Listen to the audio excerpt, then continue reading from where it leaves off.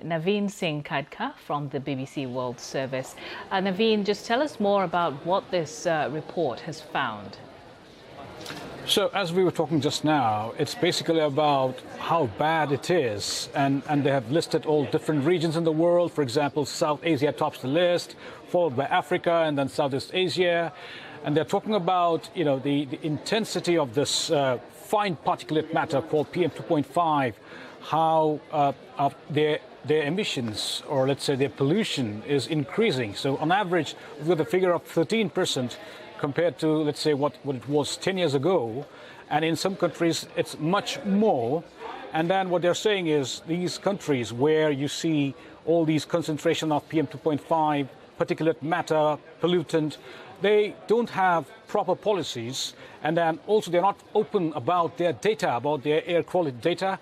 Also, they have not been able to introduce a proper policy to control air pollution. And then also the bigger picture here is the global fund to deal air pollution is quite missing there. So they have compared money, for example, that goes to deal with malaria, tuberculosis, HIV. That's $4 billion a year annual. Whereas compare that with a figure of 300,000 only for the whole of Africa, $300,000 for Africa to deal with air pollution. So they say the funding is also a major issue here.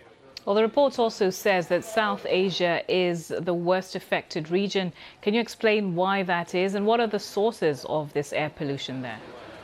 So, the major thing what they have said is 7% only 7% of the countries in the region, they have been able to talk about their data openly. What is this air quality like, the measurement data, and then putting out in public. And then also only 35% they talk about, what's your standard? Does it meet the WHO standard? So that is, at the policy level, there's a big gap there.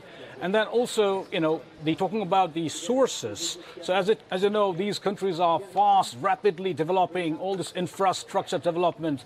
So definitely industries, and then vehicular emission, and then also power generation, and not to forget what you get from all this burning of this remnants in agriculture every year, every time. So these all accumulate, and then the air quality continues to degrade.